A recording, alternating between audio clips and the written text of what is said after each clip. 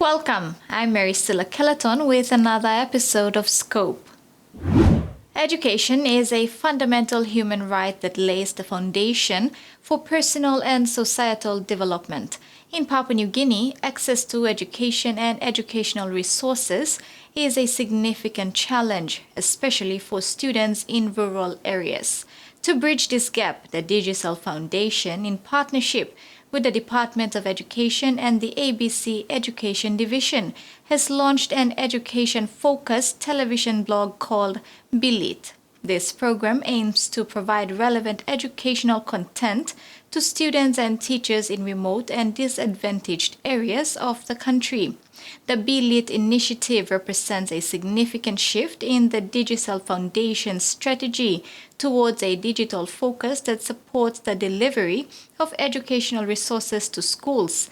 In this episode, Serena Sasingan, CEO of Digicel Foundation, and Caroline McGann, Project Director for ABCID, share their thoughts on the ABCID initiative and the challenges of education in Papua New Guinea.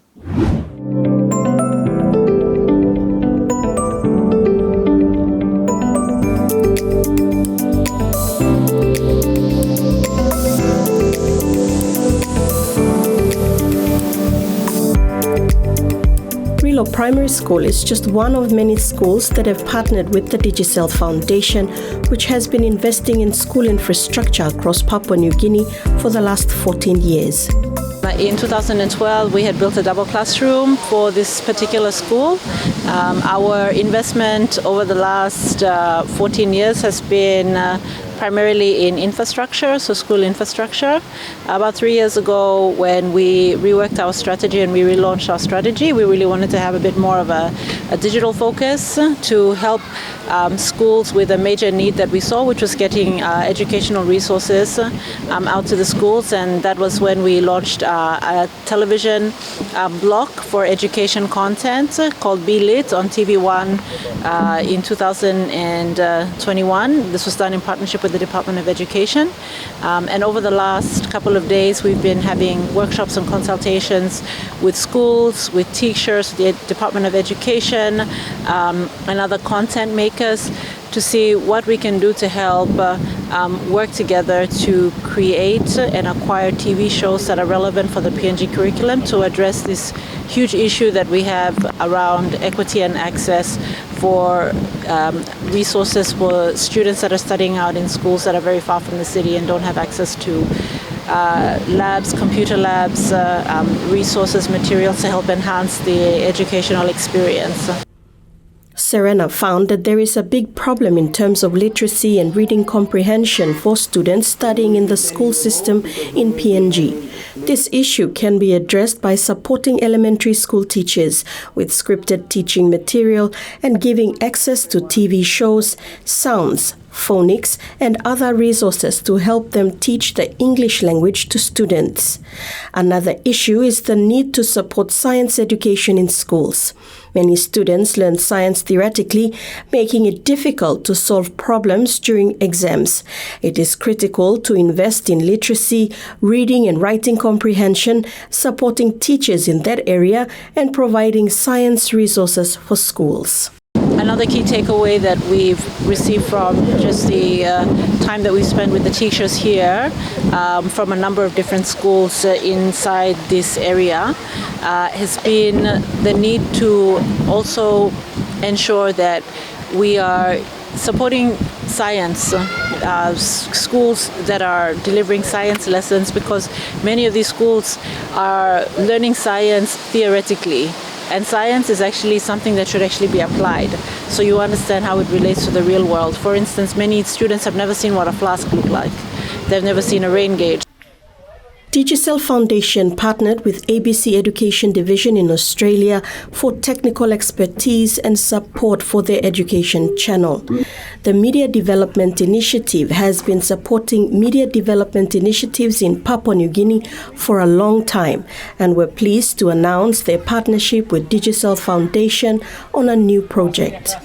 During the conversation with teachers from Rilo Primary School and other schools in the area, they gained valuable insight into how and when the education program might be incorporated into the school day, as well as the most useful topics for the program.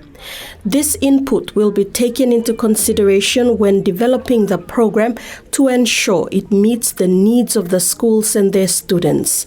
Caroline McGann, Project Director for ABCID, manages the Media Development Initiative program in Papua New Guinea supporting media. She spoke about the strategic approach that Digicel Foundation is taking in developing the education channel. McGann highlighted that feedback from teachers is essential in scheduling content and programming it across the next year or so, as it will allow the foundation to create a program that meets the needs of the community. Just had a really interesting conversation at the Rilo Primary School and spoke to some of the teachers from this school and other schools around. I think it's been very helpful for us in our support to Digicel Foundation to try and really have a strategic approach to the way that they're developing this education channel, both in the way that they collect content and use content and the way that they schedule content and program content across the next year or so, and we'll continually revise that program as we get feedback from the community and some of these teachers to see how that's working. But the discussion this morning was really helpful because it gave us some insight into when they might want to use the education program in the school within the school day, what they might want to use it for, and what were the most useful topics that would be helpful to them from the program. 15-minute show for maths, but we have to also time if it's in one class. During discussions with teachers, it was suggested that English, science, and arts would be the most useful topics to cover in the program. Digicel Foundation has purchased television sets to roll out a pilot program across the Central Province and selected schools around the country to watch the Bilit TV blog. The idea is to go back to schools with existing partnerships such as Rilo Primary School and gather feedback on how to continue improving the program. Digicel Foundation's help to Rilo Primary includes the installation of a solar irrigation system through the generosity of a Digicel staff through the Foundation's program Live, Love, Learn, which encourages staff to take action around development problems they see in their community. Lily Gima applied for a staff grant to help with a water project, and with the successful grant application, Lily was able to bring in a water pump that is now being used to water the school gardens. We're just fortunate that through the grant, the school was offered one of those solar irrigation systems. Beneficial of this system, children have been growing crops, and watering them is a hard work, where they would have to fetch water. But as you can see, the direction of the system there, the solar pump pumps the water into the tank.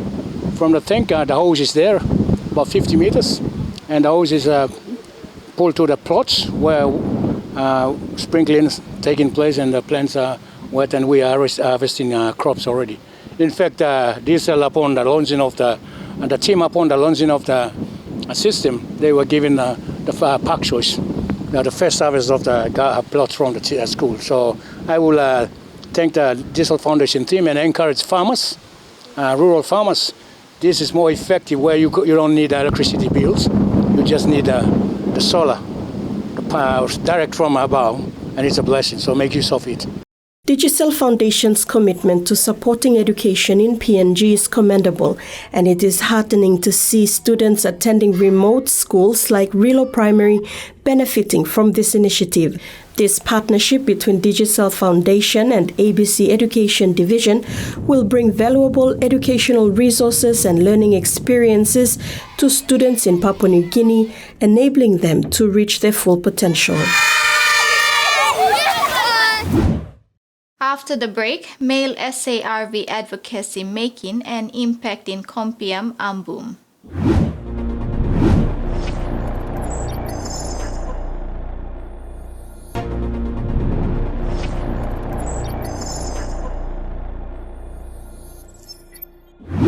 After the 5-day awareness on sorcery accusation-related violence in Monokam of Kompiam Ambum District, Enga Province, members of groups Disciples surrendered marijuana plants, a homemade gun, and a crowbar to Enga Rural Police Command to illustrate a change in behavior.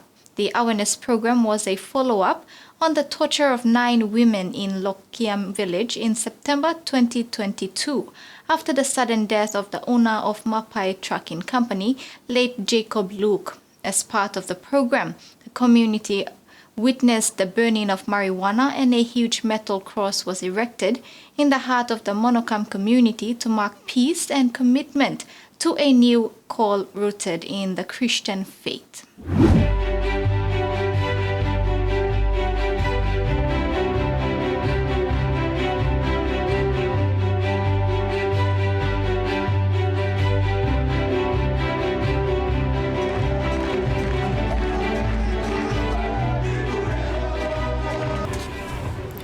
On July 22, 2022, 9 women were accused of sorcery after the death of PNG's prominent trucking businessman, late Jacob Luke, in Lakolam village of Enga Province.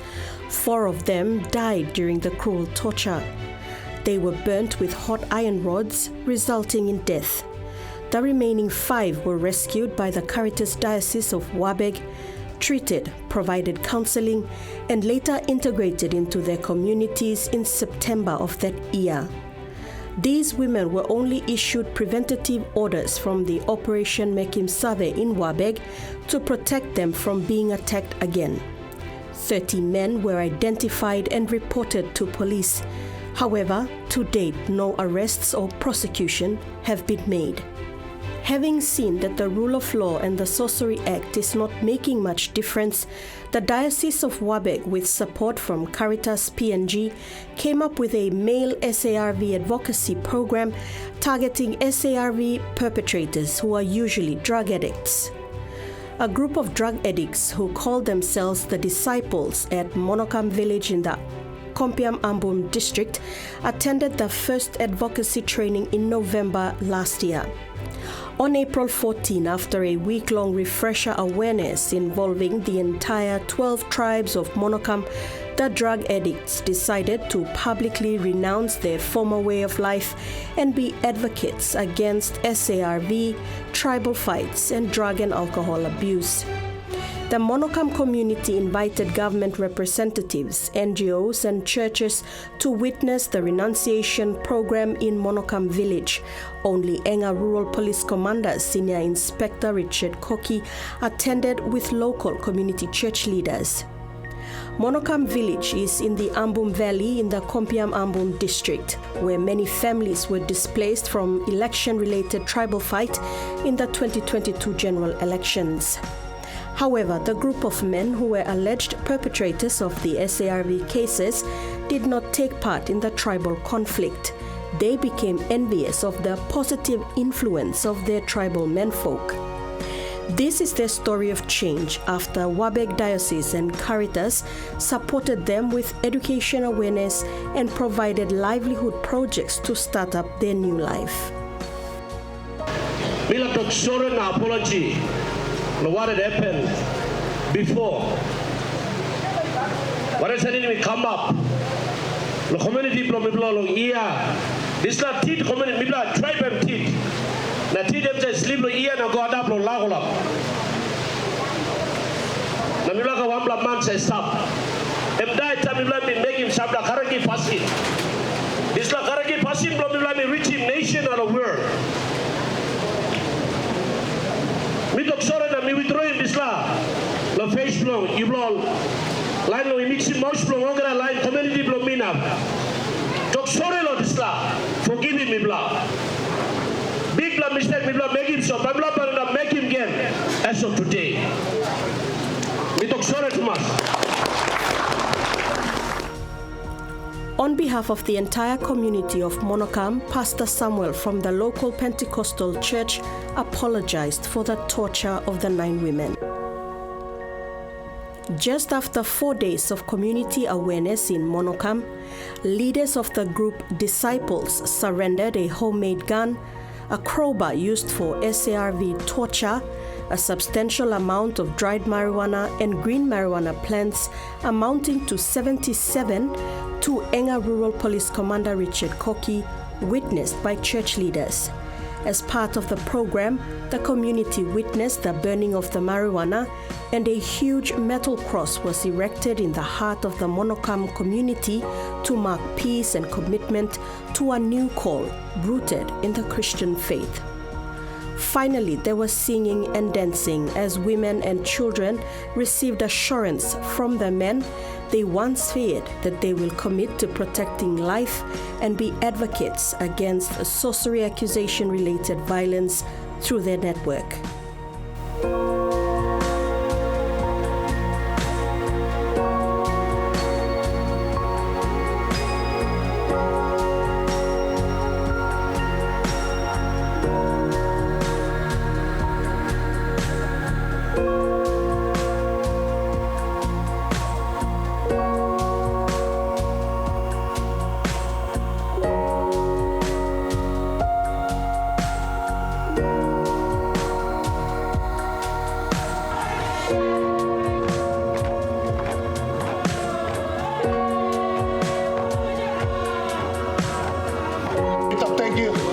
Representing government, church to come because we got big plumbers. The remand plummy too, time it comes stop now 23 years plummy now.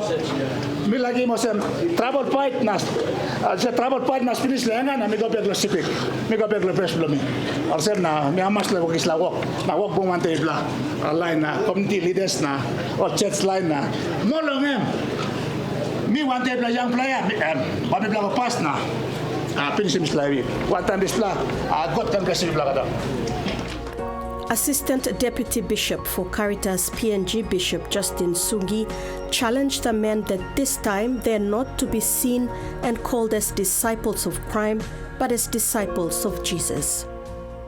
From a chicken box gifted to them by Caritas Wabeg in 2022, this group of men have raised poultry, sold their stock twice, and ventured into roadside marketing while saving to build a trade store from bush materials.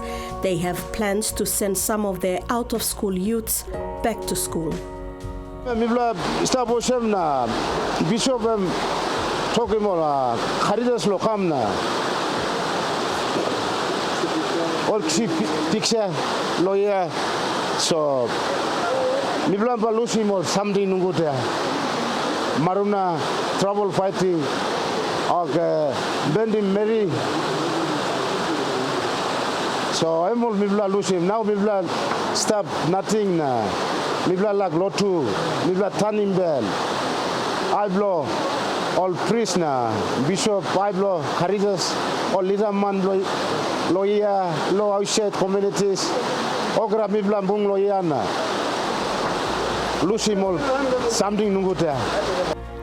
While this is a positive start to addressing the root cause of SARV and other social issues, there is a need for government commitment to sustain such rehabilitation and self-reliance projects. The survivors of SARV and communities need to see real commitment from their government in enforcing the law and seeing that justice prevails. Despite the passing of the SARV laws and huge funding given out to partners in the name of gender-based violence and the SARV program, the SARV frontliners in Enga are yet to see real work on the ground. At the moment, the Catholic Church is doing something concrete and tangible, touching the lives of the SARV survivors as well as perpetrators to transform their lives.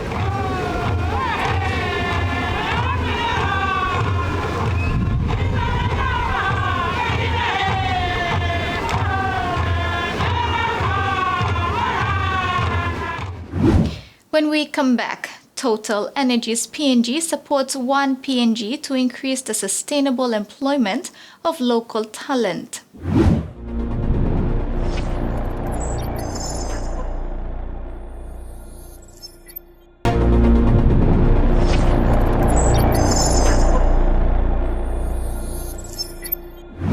Total Energies PNG supports One PNG to increase the sustainable employment of local talent.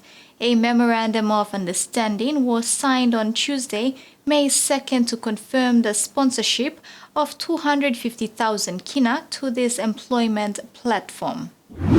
As operator for the Papua LNG project, Total Energies EPPNG signed a memorandum of understanding confirming its sponsorship support of the One PNG platform. The project, I'm so glad to be here with you today to sign this so important MOU.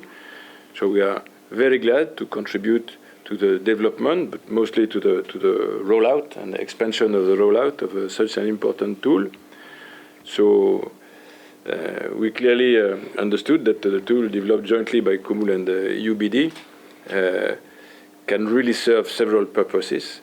One of them being to give to more citizens of Papua LNG the opportunity to bring their competencies to support and to contribute to the development of the project. And also, this tool enables the same Papua LNG citizens to gain experience, to upskill, to develop their competencies. One PNG is a national candidate database and career portal that has been developed and is managed by Kumul Petroleum Holdings to increase the sustainable employment of local talent. More than 2 years now, developing this portal to help Papua New Guineans build their profile when they are attending schools, all the way through to all the experienced Papua New Guineans that are out there, moving from jobs to jobs, or want to enter the job market, or just simply want to change of industry, whoever it is that have different objective of looking for jobs and changes in their life and in their career. So what we did is to build in lessons learned from the PNG LNG project, where we had different people processing the different applicants for different EPC contractors, different subcontractors that came to our shores to work for the project, PNG LNG project. So what we wanted to do is to say, no, I think we should invest in a platform that every Papua New Guinean will register their interest ahead of time. So when the big project developers start awarding or building their terms into the EPC contract terms, they will say that this number of people exist in PNG, we have assessed the country, these skills exist, in these numbers. Under this arrangement, Papua LNG is now a major sponsor for the launch and support of One PNG platform to the value of 250,000 kina. So, giving opportunities to Papua LNG people to gain jobs from the project, and also helping them to enhance their competencies and to develop the workforce, are two essential pillars of our national content plan and our national content policy. So we think there is really a great fit there between this brilliant initiative, which was led by Kumul Petroleum, and our project, which will be coming soon and will be a major source of employment to a wide range of competency in the country. It will not be a guesswork if you actually are honest and you do your job.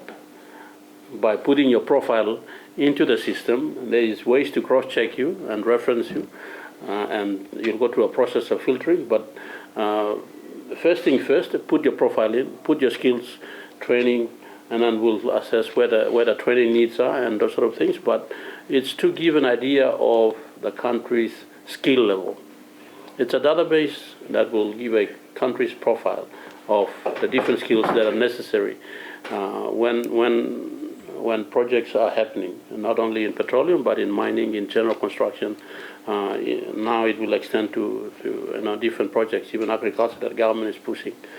To basically say that these are the levels, and when we drive national content policies, we know from the database that this is the number of percentage that we want to demand. 30% of skilled labor in certain areas, or 40%. All those sort of numbers we can place it as our expectation when we deal with the developers based on data.